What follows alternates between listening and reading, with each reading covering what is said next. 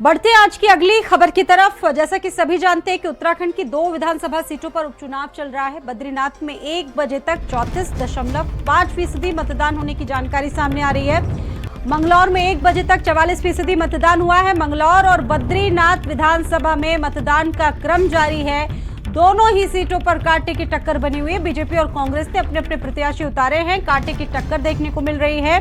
बद्रीनाथ से बीजेपी के राजेंद्र भंडारी को प्रत्याशी बनाया गया है। बद्रीनाथ से कांग्रेस के लखपत बुडोला प्रत्याशी बने हैं। मंगलौर से बीजेपी के करतार सिंह भड़ाना प्रत्याशी बने हैं और मंगलौर से कांग्रेस के काजी मोहम्मद निजामुद्दीन प्रत्याशी बने हैं।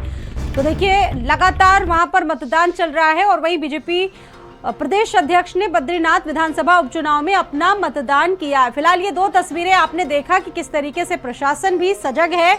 2 सीटों पर उपचुनाव की जंग चल रही है और अब ऐसे में कौन बाजी मारेगा देखना बहुत महत्वपूर्ण होगा। फिलहाल प्रशासन पूरी तरह से सजग है, अलर्ट दिख रहा है और ऐसे में हालांकि जो छुटपुट घटनाएं हैं, चाहे फायरिंग का मामला हो, वो भी देखने को मिला है और लोगों ने पुलिस प्रशासन पर भी गंभीर आरोप लगाए। बद्रीनाथ में 210 मतदान केंद्र बने हैं। 1,02,145 मतदाता इस वक्त अपने मताधिकार का प्रयोग कर रहे हैं। मंगलौर जहां उपचुनाव चल रहा है, 132 मतदान केंद्र बने हैं। 1,19,930 मतदाता अपने मताधिकार का प्रयोग कर रहे हैं। वार पलटवार का क्रम भी आपने देखा कि जमकर चलता रहा। बीजेपी और कांग्रेस ने अपने अपने प्रत्याशी उतारे हैं और इन उपचुनावों में किस पार्टी का जोर चलता है, कांग्रेस का जोर चलता है या बीजेपी का जोर चलता है, देखना काफी दिलचस्प रहेगा। बात की जाए बीजेपी और कांग्रेस, दोनों के अपने अपने पुख्ता दावे और दोनों ही पार्टियां जीत को लेकर आश्वस्त नजर आ रही हैं। महेंद्र भट्ट को आप देखिए, महेंद्र भट्ट ने भी आज अपने मताधिकार का प्रयोग किया, वोट किया। अपील है कि मतदान करें। मित्रों, मैंने अपना मतदान कर दिया है और मैं बद्रीनाथ विधानसभा के सभी मतदाताओं से अपील करता हूं कि अपने मत का प्रयोग करें। मतदान लोकतंत्र के लिए बहुत महत्वपूर्ण होता है।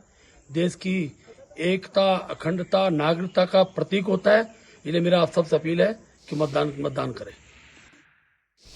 तो महेंद्र भट्ट को अभी आपने देखा और साथ ही साथ जो बुजुर्ग मतदाता हैं वो भी काफी उत्साहित नजर आ रहे हैं। आप देखिए, सीनियर सिटीजन्स जो हैं वो वोट डालने के लिए पहुंचे और लंबी लंबी कतारें देखने को मिल रही है। पहाड़ी इलाका देखिए, अपनी तमाम भौगोलिक चुनौतियां हैं, उसके बावजूद भी लोगों में जरा सा उत्साह कम दिख नहीं रहा है।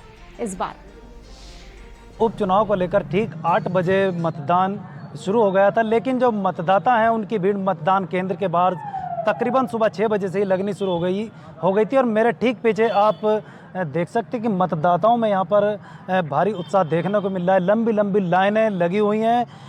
मंगलौर विधानसभा 132 बूथ यहाँ पर बनाए गए हैं और इसको 2 जोन और 4 सुपर जोन में बांटा गया है। देख सकते हैं कि जो महिलाएं हैं और बुजुर्ग हैं, नौजवान हैं, मतदान को लेकर कितने उत्सुक है कि इस वक्त भारी गर्मी है, लेकिन इस भारी गर्मी के बीच भी लोग मतदान करने के लिए मतदान बूथों पर पहुंच रहे हैं। और बात की जाए यहाँ पर प्रत्याशी की, तो यहाँ पर भाजपा से करतार भड़ाना और कांग्रेस से काजी निजामुद्दीन और बसपा से जो पूर्व विधायक रहे हैं सरबत करीम, उनके बेटे मोंटी को यहाँ पर बसपा ने उतारा है। और आज तय हो जाएगा कि जो मतदाता हैं किसके हक में वोट करते हैं और किसको यहाँ पर आशीर्वाद देते हैं। जिशान मलिक, भारत समाचार, रुड़की। और देखिए, उपचुनाव का क्रम लगातार जारी है और इस खबर पर 2 जो संवाददाता हैं वो मौजूद हैं, पहाड़ों से ही सीधी जानकारी देंगे। मेरे साथ सहयोगी जिशान रुड़की से मौजूद हैं और मेरे साथ आलोक सेमवाल भी मौजूद हैं, बातचीत करेंगे। जिशान, मैं अभी आप ही के पास आ रही हूँ। जिशान, ये बताइए कि क्या तस्वीरें हैं, अब तक का जो मतदान प्रतिशत रहा है उसको लेकर क्या अपडेट है आपके पास? मंगलौर के उपचुनाव को लेकर इस वक्त तक 44% मतदान हो चुका है, लेकिन और सुबह से ही मतदान में यहाँ पर विवाद देखने को मिला है। जगह जगह पर लिबारेडी की बात की जाए या फिर यहाँ पर पड़ता है नावली पड़ता है, तो कई कई जगह पर जो वोटर हैं उन लोगों के बीच आपसी विवाद भी देखने को मिला है। कांग्रेस के जो प्रत्याशी हैं उन्होंने भी गंभीर आरोप यहाँ पर लगाए हैं और अब इस वक्त कांग्रेस के जो बड़े पदाधिकारी हैं सिद्धियात के कार्यालय पर धरना रहते हैं। वहाँ पर नेता पक्ष के जो नेता पक्ष जो है यशपाल आर्य वहाँ पर मौजूद हैं और और भी तमाम ऐसे वहां पर दिग्गज मौजूद हैं और तरह तरह का आरोप लगा। उन्होंने कहा कि इस चुनाव में लोकतंत्र की हत्या की जा रही है। जो कांग्रेसी वोटर हैं और कांग्रेस को वोट करना चाहते हैं, उनको वोट करने नहीं दिया जा रहा है और उनको भगाया जा रहा है। जी बिल्कुल। और आलोक भी मेरे साथ मौजूद है। आलोक, आपके पास क्या जानकारी है, क्या अपडेट है इन उपचुनावों से जुड़ा हुआ अभी आपके पास में? जी बिल्कुल, देखिए उत्तराखंड में आज 2 विधानसभा सीटों पर मतदान हो रहे हैं। बद्रीनाथ और मंगलौर विधानसभा सीट पर अगर दोनों ही सीटों की बात करें तो फिलहाल एक कांटे की टक्कर जरूर देखने को मिल रही है। अगर मंगलौर विधानसभा सीट की हम बात करते हैं तो जो 2 मुख्य पार्टियों के प्रत्याशी हैं, कांग्रेस और बीजेपी के, इसमें फिलहाल कांग्रेस जो है फिलहाल हावी होती हुई नजर आ रही है। अभी तक वोटिंग प्रतिशत की बात अगर मंगलौर विधानसभा में हम करें तो लगभग 34.5% वोट जो है वो अभी तक मंगलौर विधानसभा में पड़ चुके हैं। इसके अलावा मंगलौर विधानसभा में कहीं ना कहीं जो विपक्षी दल है कांग्रेस, वो भी ये आरोप सरकार पर लगाता हुआ नजर आ रहा है कि मंगलौर विधानसभा सीट में कहीं ना कहीं कांग्रेस के जो समर्थक हैं उनको वोट डालने नहीं दिया जा रहा है। साथ ही एक झगड़ा भी शुरू सुबह हुआ था। फायरिंग की सूचना सुबह मंगलौर विधानसभा से आई थी, जिसमें एक कांग्रेस के समर्थक भी घायल हो गए थे। तो इस पर प्रशासन का क्या एक्शन रहता है ये तो खैर आगे वक्त ही बताएगा, लेकिन अभी तक की जो बात करें लगभग 34.5% वोट जो है मंगलौर में पड़ चुका है। बद्रीनाथ की अगर बात करते हैं तो बद्रीनाथ में 44% वोट जो है अभी तक 1 बजे तक डाला जा चुका है। अगर कुछ चुनावों का ट्रैक रिकॉर्ड देखा जाए तो यहाँ पर ये देखने को मिला है कि कुछ एक दो सीटें तो ऐसी हैं यहाँ पर कि यहाँ पर बीजेपी कभी जीत नहीं पाई है, कोई भी रिकॉर्ड नहीं बना पाई है। अब की बार बीजेपी रिकॉर्ड तोड़ पाती है, अपना ही रिकॉर्ड। जी बिल्कुल, देखिए मंगलौर विधानसभा की अगर हम बात करते हैं तो बीजेपी राज्य गठन के बाद एक भी बार मंगलौर सीट नहीं जीत पाई है, तो एक काफी बड़ी चुनौती बीजेपी के लिए ये रहने वाली है।